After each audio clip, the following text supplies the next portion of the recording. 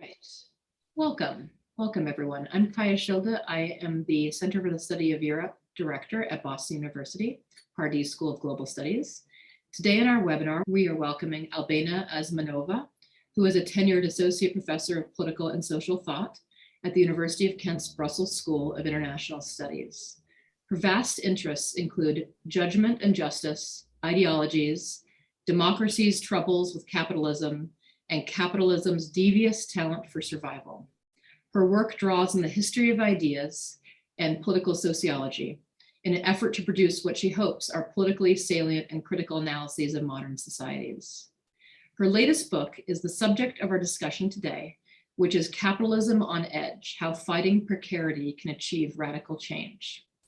And with me today as well, functioning as discussants, are Professor Vivien Schmidt and Daniela Caruso. Vivien Schmidt is a professor of international relations and political science at Boston University. She is also a Jean Monnet chair.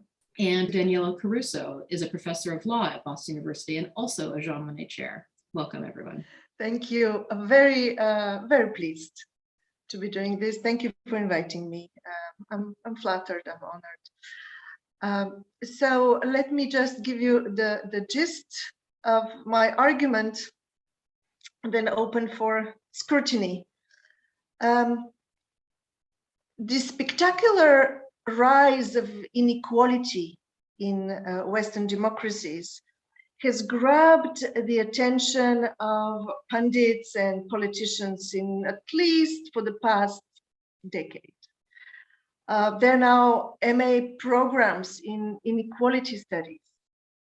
However, another phenomenon equally worrisome has remained at the margins of academic inquiry and public debate. This phenomenon has been named with the new, for the English dictionaries, word precarity. The word precarity was introduced in dictionaries about 10, 15 years ago only, in order to set it apart from precariousness that describes our frailty as human beings. In my book, Capitalism on Edge, I discuss precarity as a politically generated social and economic vulnerability. While most scholars equate precarity with insecurity and uncertainty, I do not see it quite that way. Maybe because I grew up under the conditions of deadly economic stability. I'm born in 1968 in Bulgaria, so I grew up under the quasi-communist dictatorship there. So in my view, the essence of precarity is disempowerment, not insecurity or uncertainty. And this aligns with the etymology of the word precarity. It has its origin in the Latin precarious, which means obtained by entreaty, by begging or praying, given as a favor, depending basically on the will of another, the mercy of others. So in my take on precarity, in my analysis, the core feature of precarity is powerlessness, and it literally means depending on the will of another. So uncertainty is not the problem. In what sense? It is because we can be uncertain about our future and still confident that we will do well, that we will cope. So the source of anxiety in states of precarity is the knowledge that we cannot cope, we're incapable of coping. Then in turn, this sense of disempowerment, where does it come from? It is a result, as I said, from a radical misalignment between responsibility and power. This is rooted, for instance, in the tendency of allocating responsibility to citizens and public institutions without equipping them, let's say, with the financial or institutional resources they need in order to carry out that responsibility. So misalignment between responsibility and power. We are given the responsibility to make ourselves employable and employed, but the political economy does not create enough good jobs. So I discuss precarity along those parameters in my book. Now, another important element in my analysis is that precarity currently affects not only the most impoverished citizens, those on poorly paid and temporary jobs, but it has spread more broadly in society. And today I want to discuss mostly the political implications of this generalization of precarity. So precarity has become a transversal injustice that cuts across social class, professional occupation, ownership status, income, and educational levels. So it cuts across all kinds of other parameters of stratification. And let me add the last element in my analysis of precarity. It not only harms people's material and psychological welfare, it also impedes society's capacity to cope with adversity and to govern itself. So in this sense, generalized precarity, I claim, has become the social question of our time. Inequality is important, but then for me, it's interesting to see how come inequality preoccupies us so much nowadays. Our capitalist societies have always been unequal, but somehow the significance of inequality has risen. And I think what is driving that, paying attention that why inequality matters, is precarity. I hope to say to maybe clarify that later. Let me stay now on topic. I was saying that this generalization of precarity is the social question of our time. I even believe that the coronavirus pandemic was enabled by an epidemic of precarity that has been spreading undetected for at least the past 2 decades. Precarity is the reason why Western societies, which have never been so affluent, just think about it, they have never been so affluent, never so scientifically advanced, and politically sophisticated. And yet they had such a hard time managing to control a virus that was neither too deadly nor too unknown. So in my view, precarity has an explanatory power for a range of puzzling political phenomena. One such phenomenon is political inertia in time of crisis. Another is the rise of populism in liberal democracy. Let me say a few words on each. So liberal democracies today face a paradox.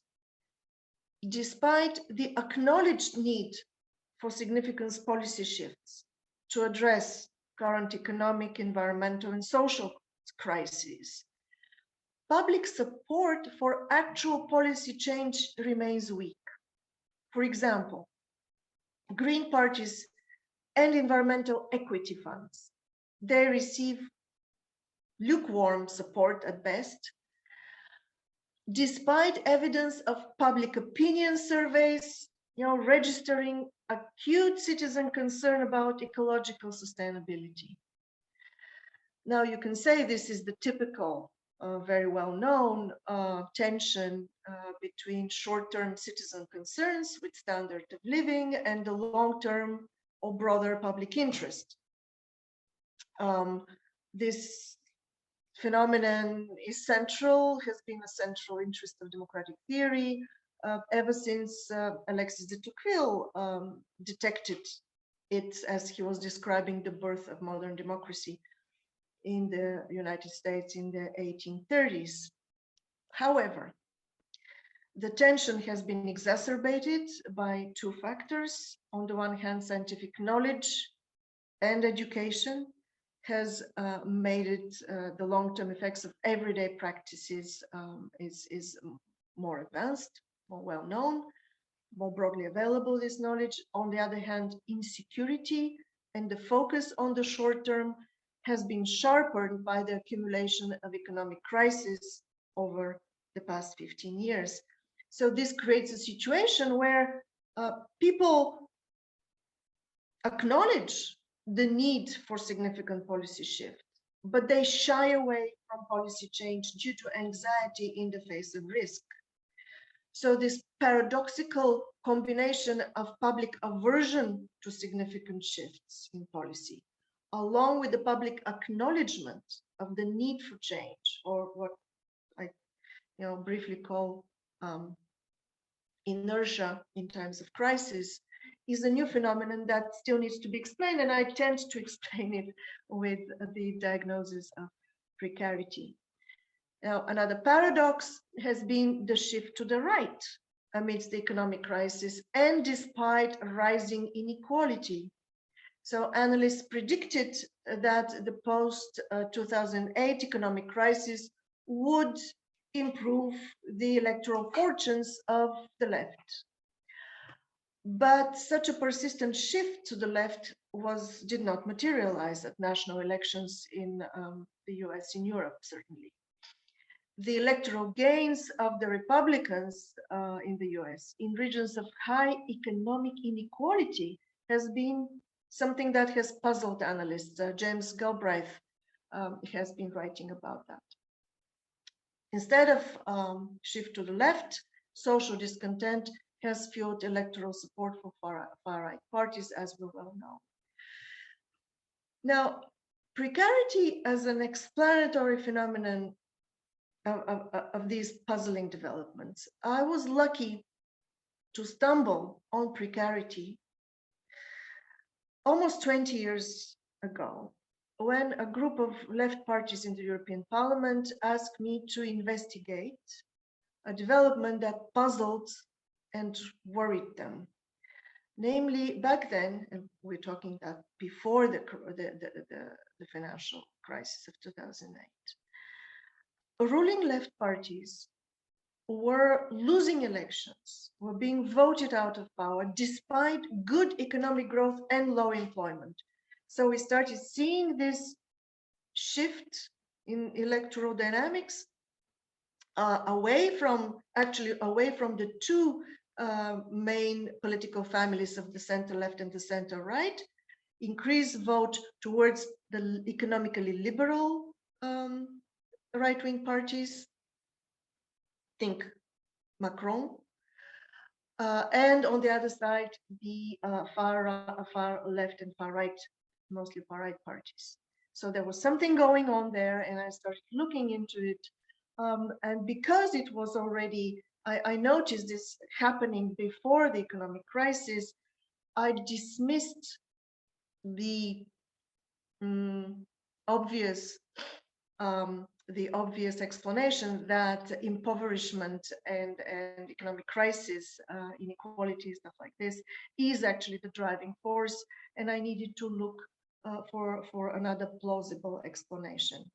I saw these shifts in the electoral dynamics as symptom of something rather different, of the deep reshaping of the ideological space of liberal democracies, because under the emergence of new public concerns with physical, political, economic, and cultural insecurity that were starting to cut across the left-right ideological positions and to erode the large political families of the center-left and the center-right. So these anti-establishment parties that later started to be called populist, which I think is the misleading term.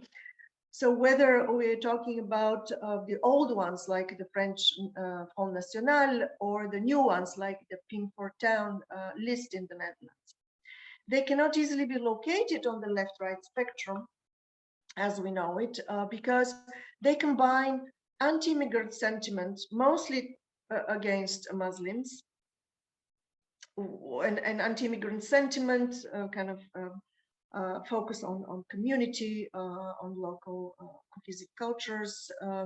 This is typical for the right, but they're combining that with calls for social protection, which is typical of the left, At the same time, they're not critical of domestic capitalism, they're critical of global capitalism. So it's a very strange combination of elements that do not belong to any distinct political family of the left or the right.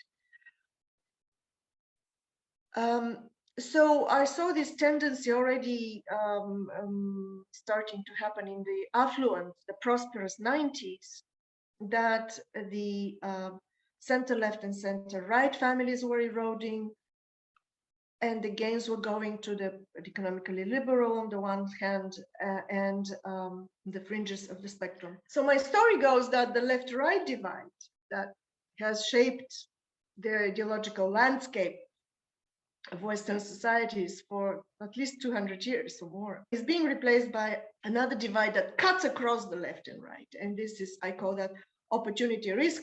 Why? Because it is mostly shaped by people's attitudes to the perceived and anticipated, they don't have to be real even, impact of globalization.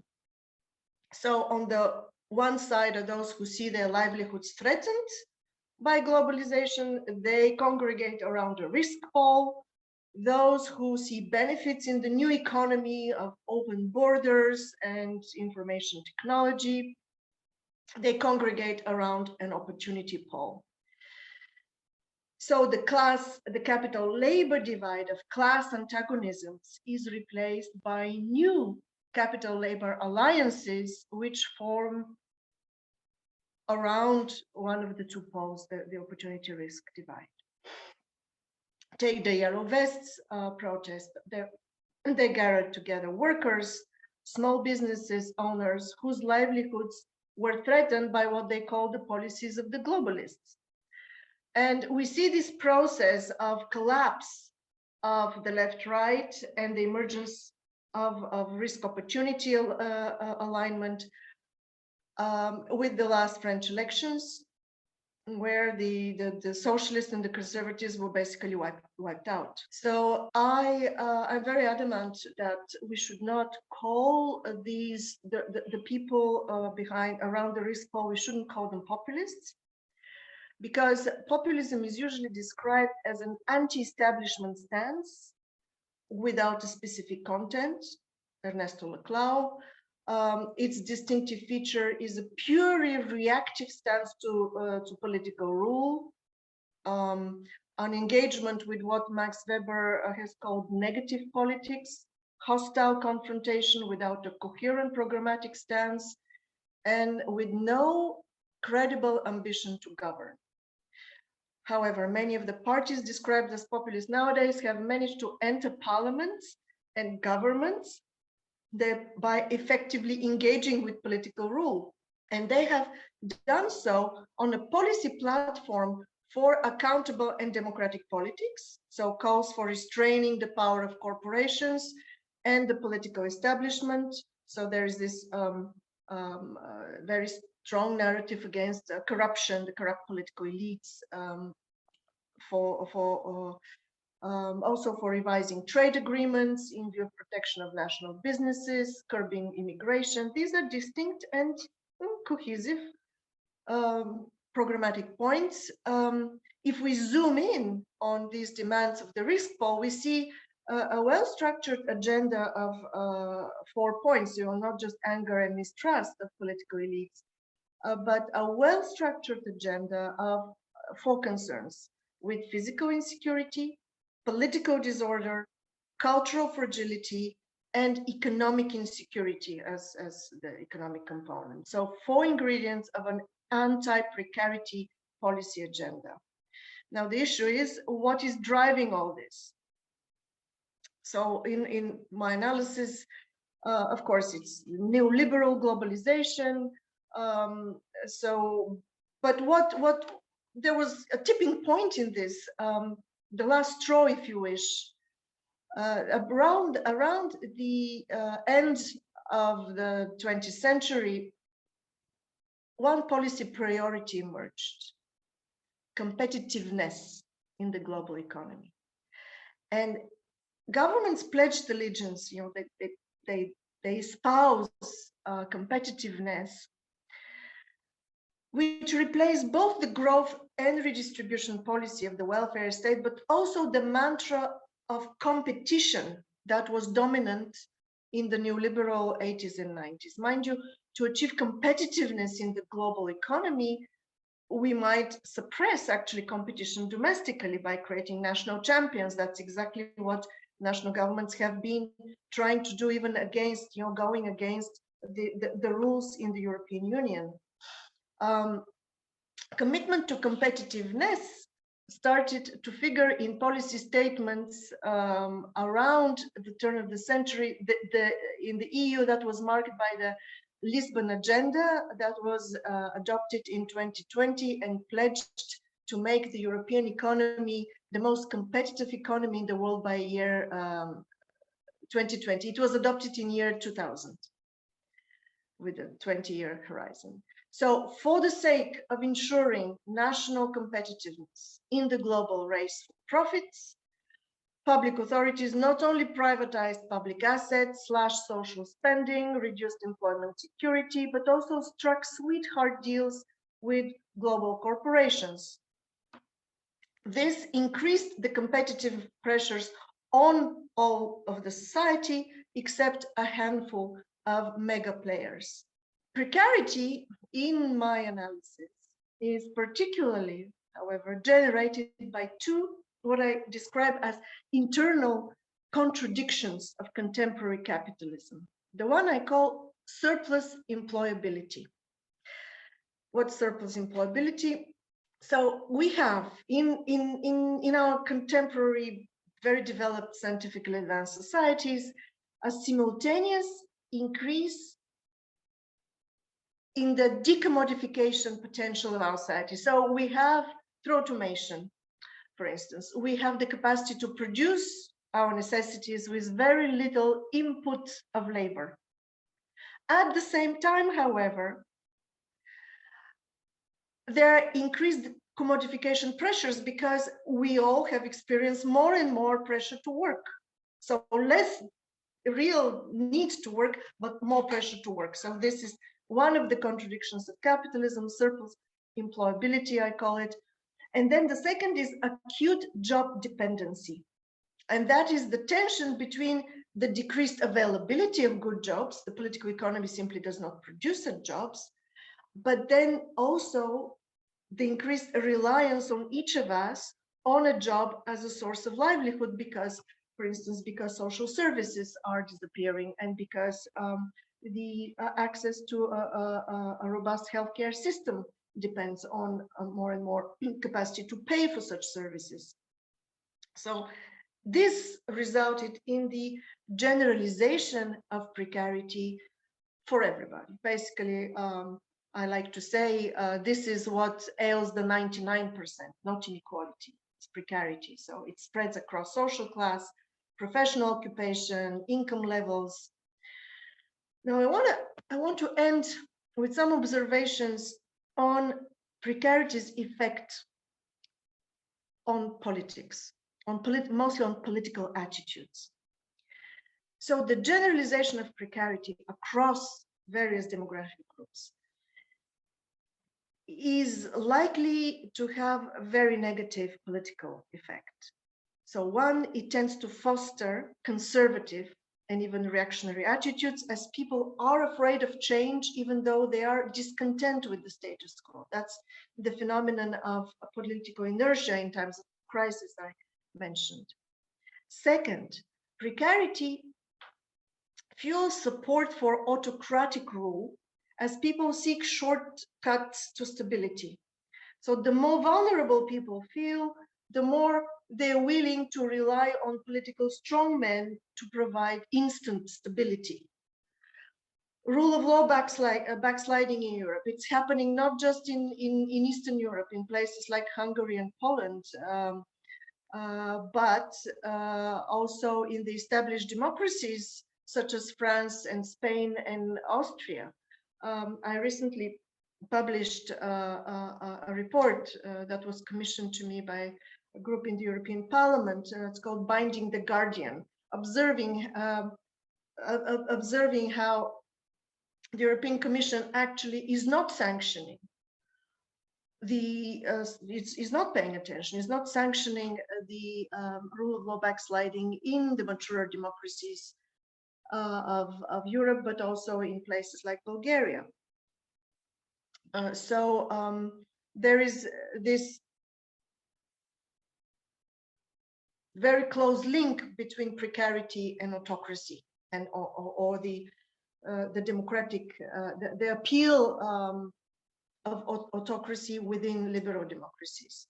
However, autocratic shortcuts to security are treacherous because they disempower us further, right? Remember the definition, the essence of precarity is disempowerment. But when you rely on strongmen for your stability, you start, you're dependent on their goodwill. So in fact, the sliding towards autocracy is aggravating the conditions of precarity it is meant to cure. The third political consequence is that precarity erodes solidarity, and that is very serious. As everyone is out to save their own necks, to put it crudely, the middle classes are abandoning the poor, and the working classes are once again turning against immigrants for fear of job loss. So various minorities are competing for victimhood. That's why we have this intensification of the discrimination agenda, because this is the only apparent avenue to some social protection, as the social protection is disappearing. So claiming victimhood status might give you a little bit of protection. So that is absolutely destroying the the integrative powers in our societies. On top of that, political elites, by patronizing specific minorities, they are asserting their power over them. So that is rather toxic. Fourth, economic insecurity is politically debilitating. It directs our efforts at finding and stabilizing sources of income, leaving neither time nor energy for larger battles about the kind of lives we'd like to live. So it sounds very dark, but I think that under certain conditions, precarity or the fight against precarity can unblock us. It could provide the basis for a broad societal alliance across the traditional class divide. So a very broad societal alliance in support for anti-precarity measures, for instance, from fighting climate change to increased investment in social services and research. Now, I think that this is a more reliable path than the class struggle, than the class conflict, because if you think about the greatest changes, at least over the 20th century, the transition towards the welfare state, and then the transition towards the neoliberal form of capitalism, that was always based on a very broad alliance across the political spectrum, pushing in the same direction. So we do need a lot of people to push in the same direction in order to get things done.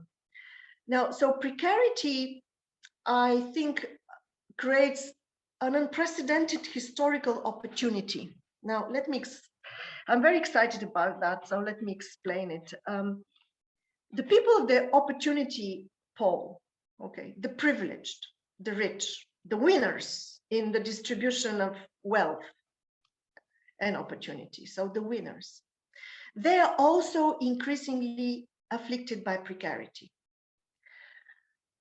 Precarity is spreading to the very top of the social hierarchy. Remember the stories about lawyer burnout and young Goldman Sachs bankers begging for an 80-hour week cap. Can you imagine what kind of work they're doing? So the winners that we so envy, the winners no longer enjoy the game at which they're winning. In order to secure their social advantages, they need to live an everyday existence they actually do not value, and a lot of them hate. So I'm saying that we live in an unprecedented moment in history when even the winners start to see themselves as losers and want change. So this broad alliance of forces might actually emerge. Now, if we focus on fighting precarity rather than on growth and redistribution in order to fight inequality, so basically through policies of economic stabilization, we can fight precarity. That would also allow us to advance on the green agenda, because currently what is stopping the progress on the green agenda is this conflict between the short-term and the long-term priorities of people. So the green and the red agendas can be reconciled if the idea of growth and redistribution is replaced with that of economic stabilization. Then environmental justice would not be clashing with the short-term demands of social justice.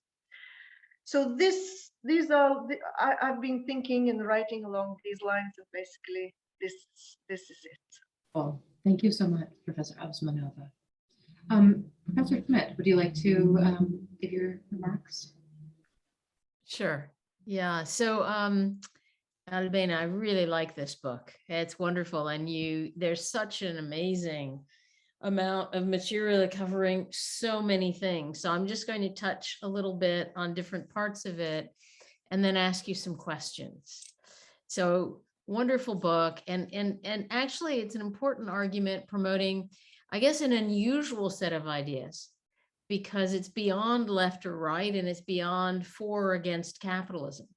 And I think that's really important, because to my mind, we're not going to get out of this mess by saying, revolution today. Well, people have been calling for revolution many times over many decades, if not centuries, and we've not gotten there.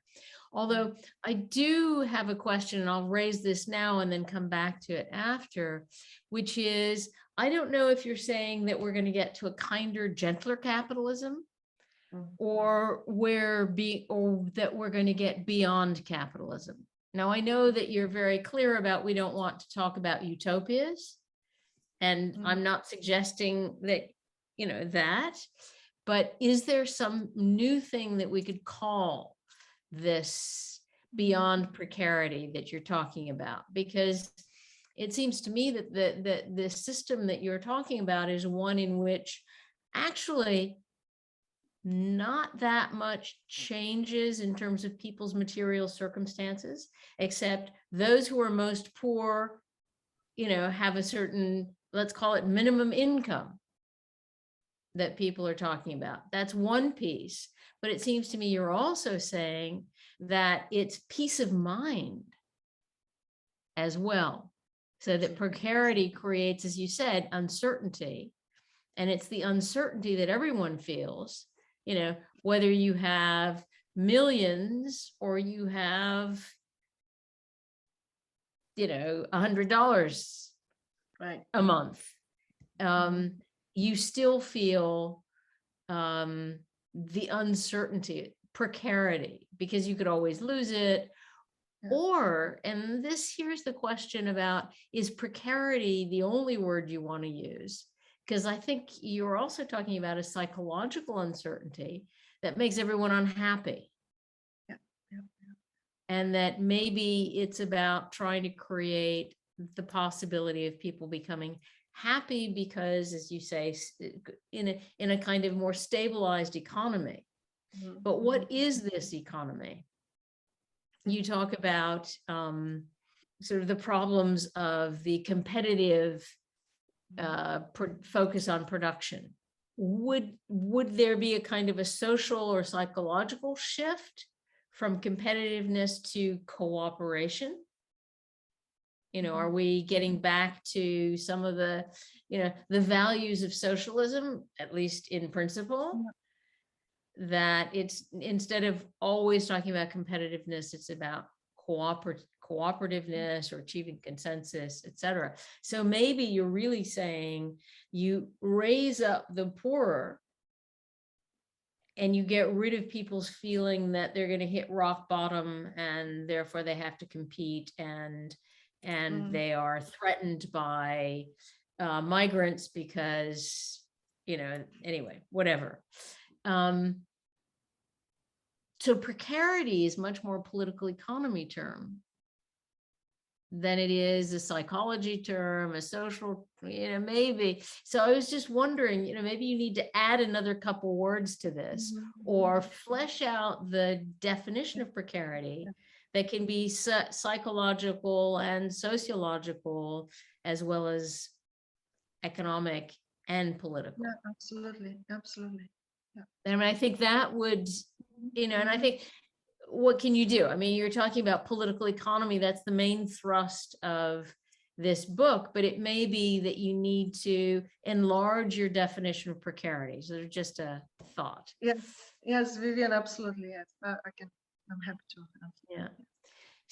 So I mean, I was really interested in this also because I've lately been thinking about the contemporary period as the clash of three big ideas.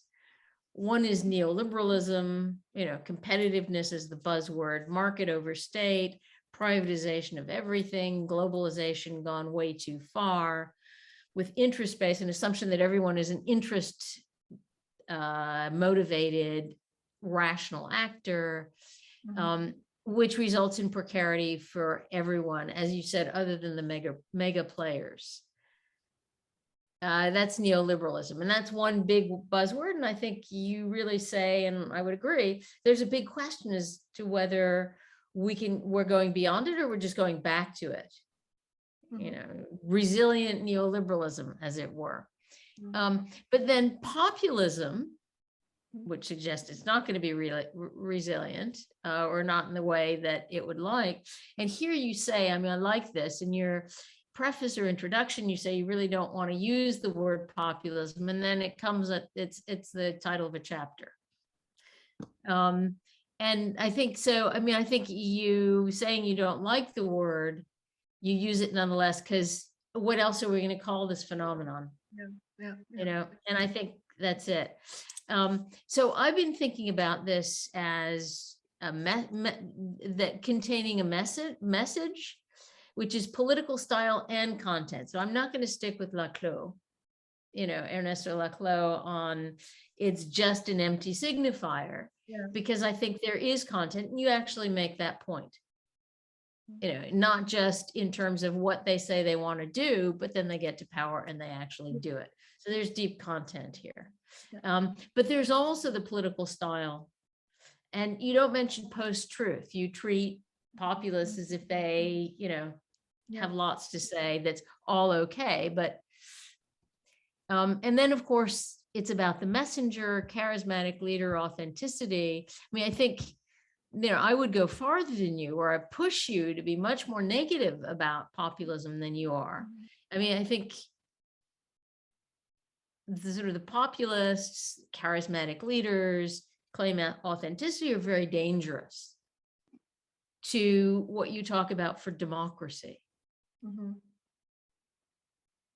And I don't think you deal with that very much. And then finally, sort of these three big ideas, neoliberalism, populism, I would add progressivism. And I think, maybe we need to invent another word, but it's all good things. It's sustainable and just growth. It's recognizing everything that neoliberalism has done, and it's rejecting populism. Right. So in that sense, I think that's really what you're focused on. And I think that's wonderful. And I also like the way you're talking about how do we get to this better place that is not a utopia, that, as you mentioned, that we don't want to talk about as utopia, and that you're not going to describe, because then that would be utopian. And it seems to me you're saying this is all about, it needs to be bottom up, that people themselves need to push. I'm not sure about that, but be interesting, because my sense is that it could also be top down. It's that elites responding, and I don't see that much in the book. about the importance of elites responding. So I mean, now I'm going to go because I think I've been talking too much. But so I'm going to ask you a couple questions. Okay. So one is about crisis. Mm-hmm. And I like the way you talk about it as a crisis of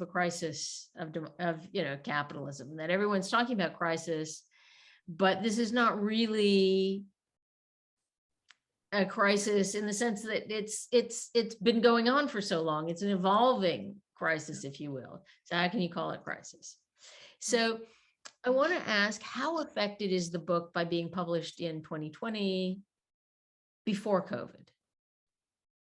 How it was affected. So, I mean, or it seems to me you don't deal with COVID because you can't, because it's published before COVID. I mean, I have that problem too in my book on the Eurozone crisis. But you do say that you think COVID didn't, that the response didn't really do it, because you're focusing on the health issues and the pandemic part of it. But if we look at the response in terms of, this is basically a major break with neoliberalism. Mm-hmm. We're getting out of austerity for countries in trouble or for everyone. No longer the reinforcement of financial capitalism. Instead, what you've got is the end to neoliberal austerity and deficit as jobs are supported and businesses, et cetera. And who cares about debt anymore and deficits?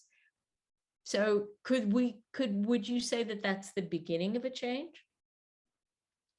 We don't know that it's happening yet. Okay, so that's question one. Question two is about agency. And I've already asked that. It's about, what about elites shifting societal practices in response to perceptions of citizens who change?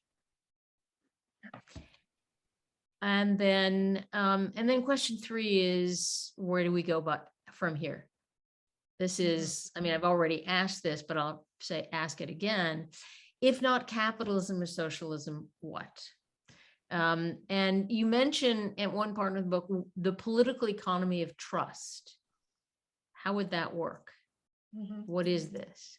And in this, where's climate change, security risks, democratic backsliding?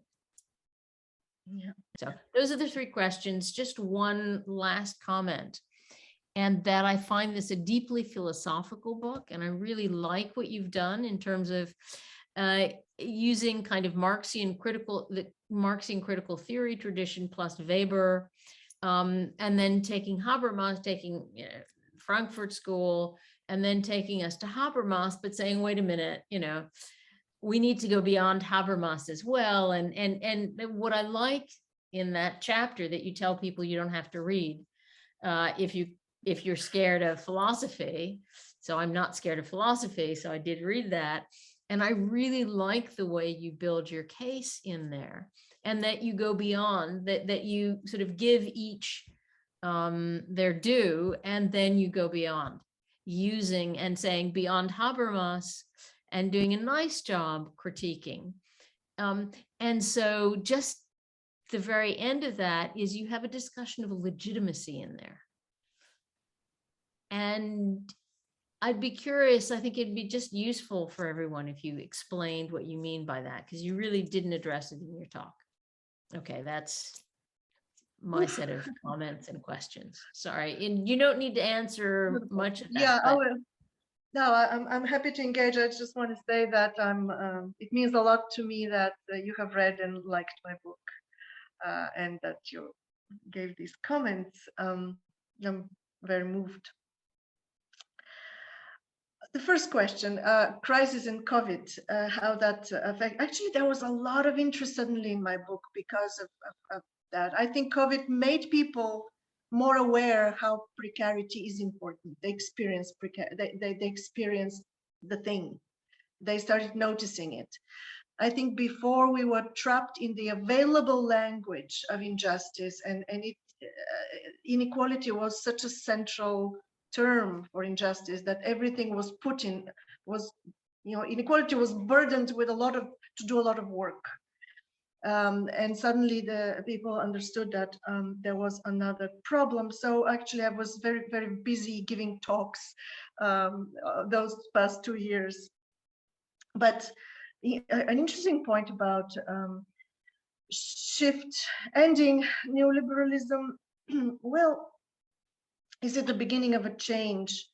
Actually, I don't think so. Now, let me explain why not. So the way, sure, I mean, we thought that our governments are trapped in their as their servants to global capitalism and to chasing profits. And suddenly they shifted and started saving lives.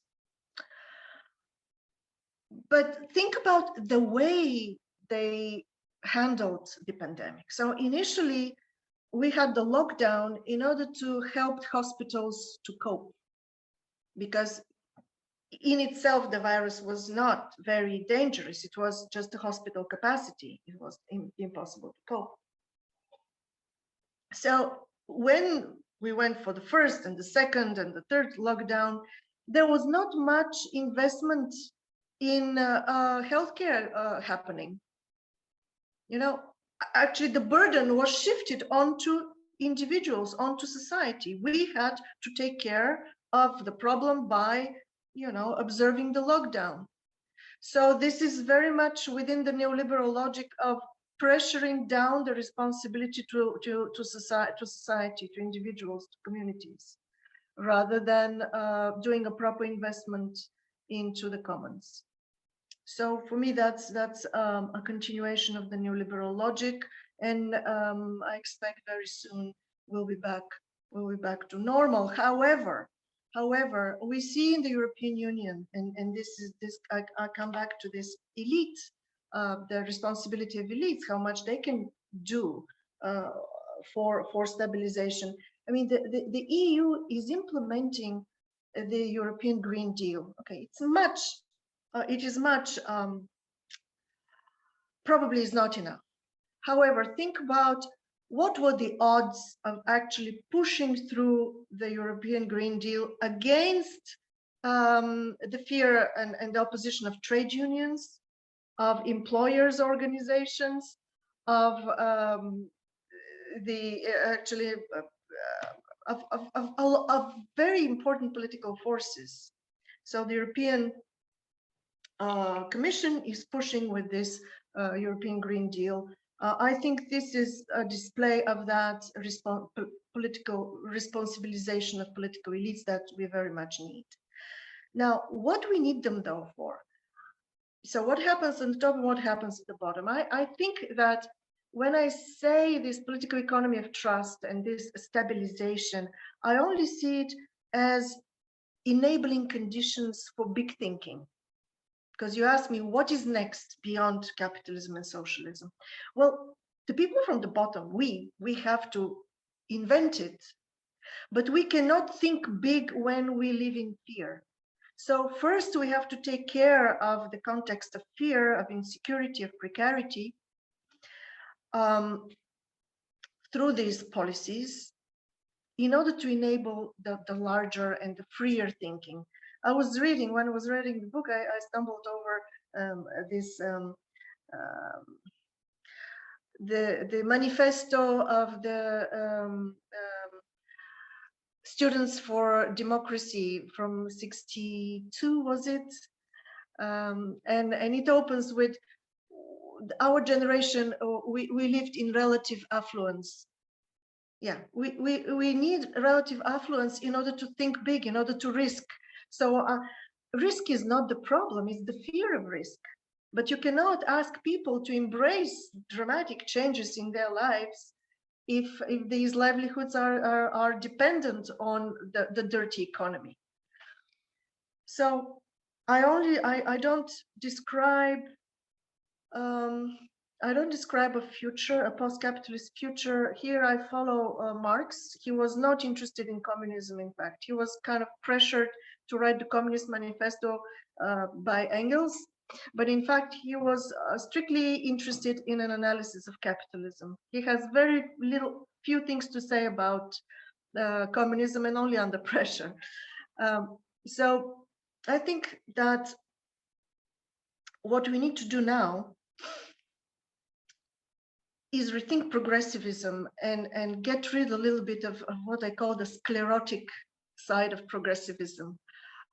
This belief that the old socialist solutions like nationalization of property, equalization of wages, what else do we have? Oh, worker in control of companies are going to solve the issue. I mean, look at China. We can have a communist country being a big capitalist in the global economy. We have Huawei that is owned by the workers and still behaves like a capitalist. So if we implement the traditional solutions of socialism, all we would end up with, as Marx would put it, the society would become an abstract capitalist. So the best we can do, I think, now is to oppose the profit motive that has permeated everything. And I'm not against competition. I'm against competition on the profit motive. Like, for instance, in communism, when I grew up, we had a lot of competition and pride in inventing new things, but it was not for profit.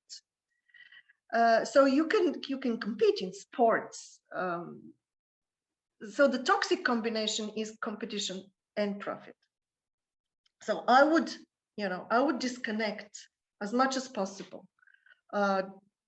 societal decisions about a lot of things, achievements, from the profit motive, and start there and see where we go. Because as long as capitalism is a system that is committed to the pursuit of profit, which is exactly what capitalism is, I cannot define it in any other terms, then if we go against that, we will be exiting capitalism. So I'm not ready to commit to any further elaboration of the post-capitalist future beyond this. And then you asked me about how I understand legitimacy. I don't know if this will mean something to you, but I'm a student of Klaus Offe.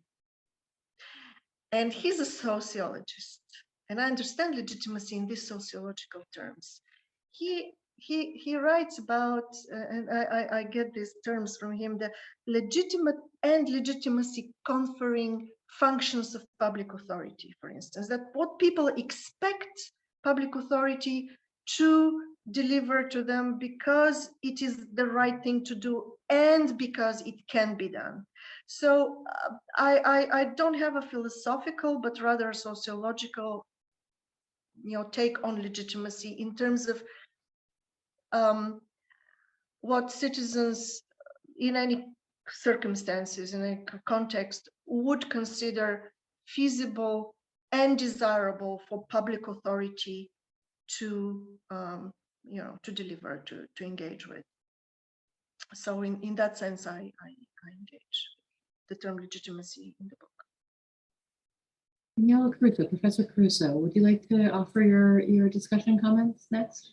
So thank you for this. I come to the Center for the Study of Europe from the law school, and it's important for me to stay in my lane, especially in the company of my colleagues, Professor Schilde and Professor Schmidt, who bring to the study of Europe the wealth of the social sciences. So let me say something simply from where I come from. Baseline, I'm extremely sympathetic to your project, and I admire you for the results of your book and for putting precarity under the spotlight. I think that's essential. But as a lawyer, I also have a little bit of hesitation. In the field of legal studies, recently, there is this huge movement of law and political economy, which tends to identify mechanisms in law, rules that are apparently benign and not particularly distributive, and yet they create a lot of redirection of wealth in one direction as opposed to the other.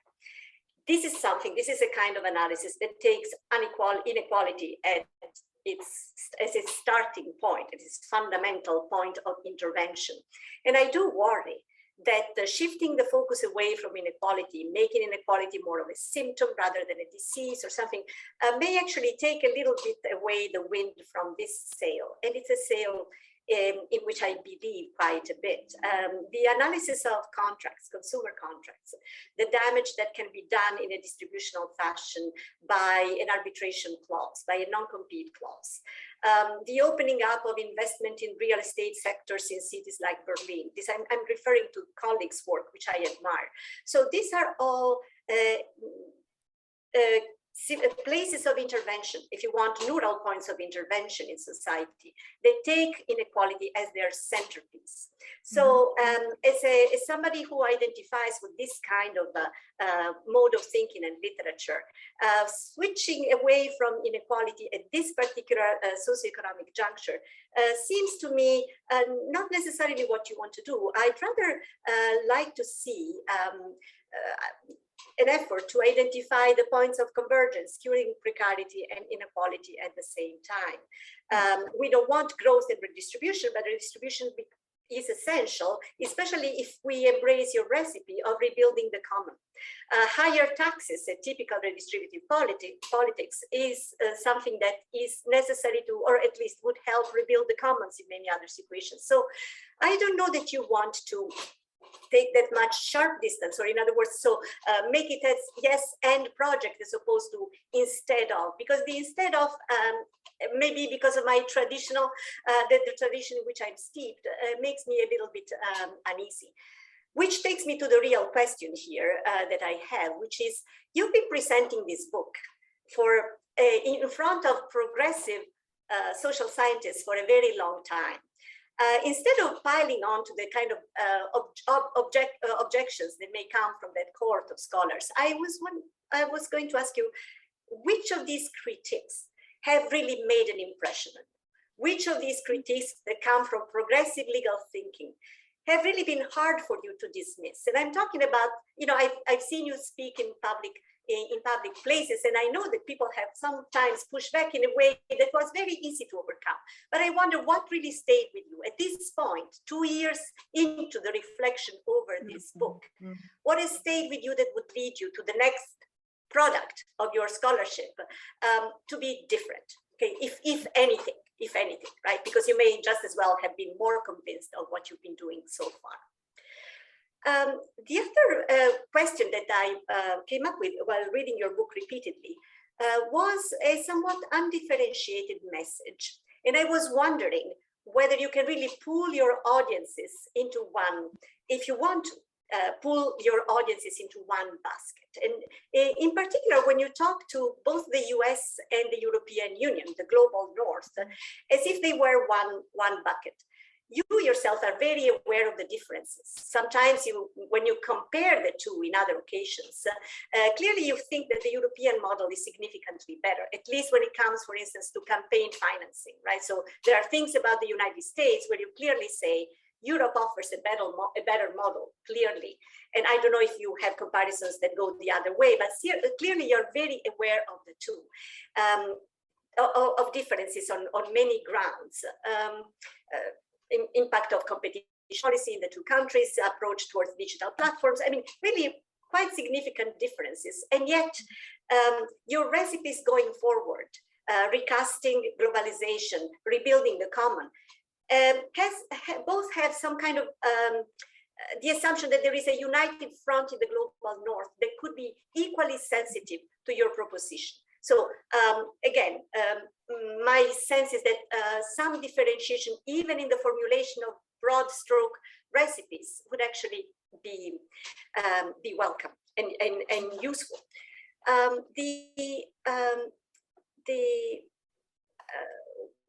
Then there is the third question, which I think is the most complex, which is globalization, recasting globalization. It's a fantastic message that we have to rethink globalization. And at some point, especially in your public speaking more recently, you explain how you'd like to do that. And you raise a point in history, which I think is very important, one in which the European Union, the European Parliament was pushing towards making the Paris Agreement standards a condition for trade.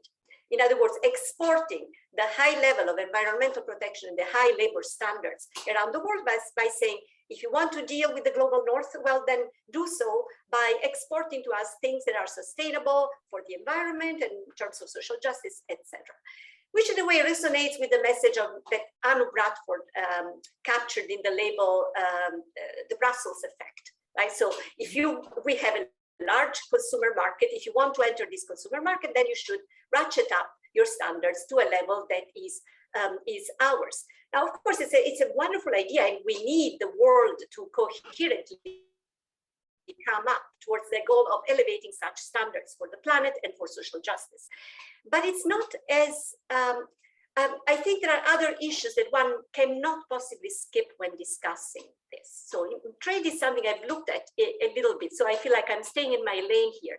And there's a point I would like to ask you about, which is when you address this message to the global north, the United States and the EU were almost there with the possibility of having the US buy into the Paris Agreement. Of course, it didn't happen, right? So now it's the EU bearing the high standards. Now, when you tell the global south, let's engage in trade and let's make trade sustainable on every ground that really matters, the typical objection is the kicking the ladder problem. So the global north came to the top of wealth in global trade by using a ladder in which every rung was a bad thing. Colonization, exploitation of child labor, terrible labor standards, environmental destruction of the planet. Now, once the global north is at the top of that ladder, the ladder is no longer useful. And we kick it away, and we should, because it's rotten, it's horrible. Now, when you tell the rest of the world, you can no longer use that ladder, but we did use it. Of course, you have to be willing to take upon yourself an enormous amount of collective responsibility. The deep and comprehensive free trade agreements that the European Union enters have a little bit of that philosophy, right? So we have to enable capacity to raise those standards, but much, much more is needed. You cannot at the same time ask the global south to climb without the ladder and reject their immigration and reject their plea for help when environmental damage strikes, et cetera, et cetera. So that message, recast globalization, is fantastic, but it cannot possibly be delivered without pieces that are really difficult to work through. And I was wondering whether you have a recipe on how to complexify both the rebuilding the commons without tackling inequality and the recasting globalization without envisaging a political world in which we can really coalesce. Great questions. I love the second one, very difficult to say, but I have some idea. So let me start with inequality. Indeed, I receive a lot of pushback on that, and I'm grateful. Because when I wrote the book, I put it in such striking terms exactly because I wanted to attract attention to precarity, which had remained strangely invisible. So also what bothered me with concerns about inequality as being rather not narrow-minded, but narrow-focused, there's a difference, they have real concerns, is that when we remain in the logic of inequality, it's a logic of comparison. And it's a logic of comparison among individuals and the groups they belong to. So we versus, the rich versus the poor, this community versus another.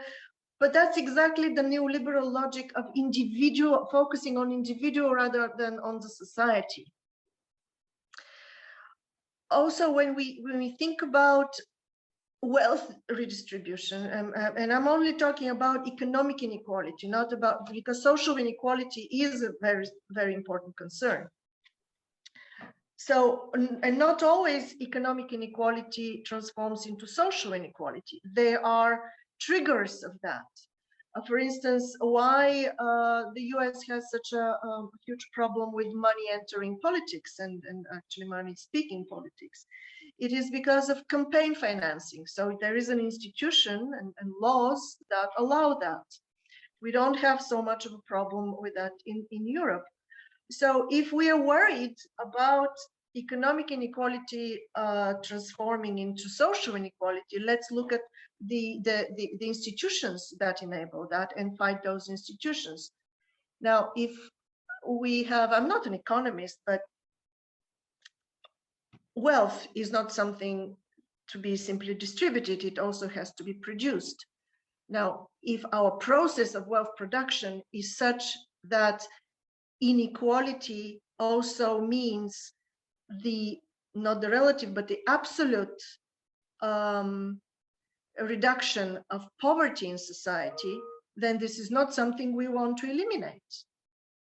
That the poor get less poor in absolute terms, even if they get more poor in relative terms. Yeah, so we need to not to have a very facile, as a lot of on the left attitude, like we have this bunch of goods, let's distribute it equally. Let's think about the process of production. If we don't like the process, let's change the process. So I align with those scholars who talk about pre-distribution. That's very important, how we produce our lives. And then to make sure that economic inequality does not create social inequality. Now, I lived in a society where people were relatively equal, but they were terribly precarious for other reasons, because of political autocracy. And they were not, they were not very solidaristic societies, despite equality. So I don't want to romanticize equality. It's not the answer to everything. So even with the risk that you stated, I think we need to become at least careful not to mingle, not to equate the three issues we need to fight: inequality, impoverishment, and precarity. We need to address those on their own terms and then study how they interact indeed, because even if we are all precarious, there's a stratification of precarity. Some are more precarious than others. And the precarity of the poor is of course the worst form of precarity. But then just to counter, to alleviate a little bit your worry about taking away interest from inequality. Now, if we do not address seriously precarity and the political damage it does, the way it erodes solidarity, we won't be able to advance with redistribution. Yeah, so we need to fight those three fights: against inequality, against impoverishment, and against precarity. Okay, which of the critiques that have been addressed to me were most have made most impression? I got so when I would give my talk, often people would say, "Yeah, but wasn't it then great under communism? It was so stable, and look now at China. They have this economic stability." Oh no, because that made me actually define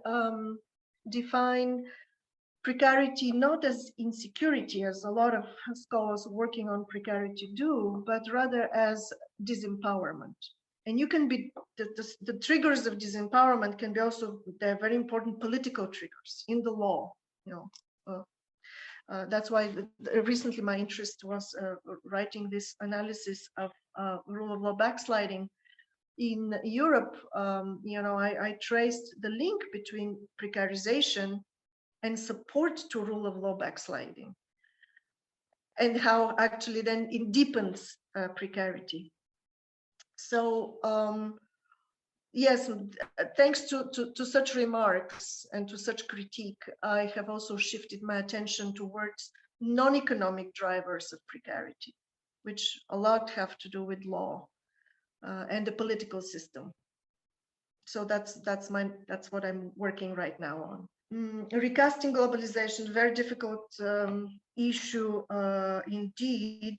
The Brussels effect was aided by the crisis. I have friends working in the office of Franz Timmermans, so they will be telling me that if it was not for the economic crisis, or for the post-COVID economic crisis, that allowed them to condition the disbursement of funds on green legislation, on green reforms, that wouldn't have flied. So the crisis actually helped political elites to have leverage. But indeed, you know, raising the bar for compliance would further impoverish or disadvantage, and the South. The issue of the ladder, that would require, as you just said, a lot more of redistribution and a lot of more, giving economic help to these regions. Now, that would not meet the support it needs in our, democratic societies. That would not get the blessing, let's say, of democratic publics unless these publics are given some stability. So unless people feel threatened and in fear, they would not support policies of redistribution, from the rich north to the poorer south. So I say, let's first alleviate the fears of people and then do the right thing by increasing, indeed, redistribution. Because of course, that needs a lot more study, but my intuition is that people would, swallow the bitter pill of living with less, if that less was more stable. Professor Caruso, did you want to follow up with any comments in response? The piece that you, one thing that you mentioned briefly had to do with what I wanted to ask you about later, which is the differentiation between the precarity of the poor, the precarity of the upper middle class, the precarity of the more wealthy, even though not the 1%. And your observation, which really resonates a lot with me, which is these are people with different things at stake. And the idea, the hope for a cross-class allegiance among people who have very different things at stake is something that worries me in terms of plausibility. And that's, I'm now thinking of the impediments towards this allegiance around solving the problem of precarity, which, you have a very persuasive argument, is something that we need to solve oftentimes before we can get to other things. So the kind of minimal political allegiance that is necessary to resolve the problems of precarity, and it's not minimal, it's quite a bit, faces people with different interests at stake, and coordinating their game is going to be difficult. If you can please parse the categories of precarity across class and explain to us how, in spite of such differences, we can identify possibilities for political allegiances.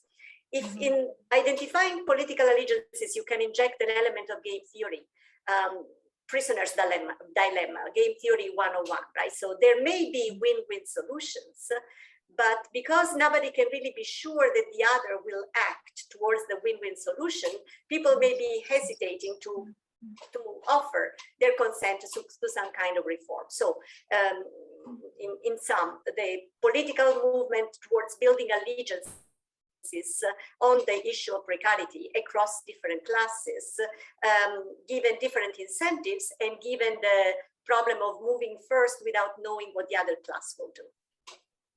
Right, but that's why Vivien really hit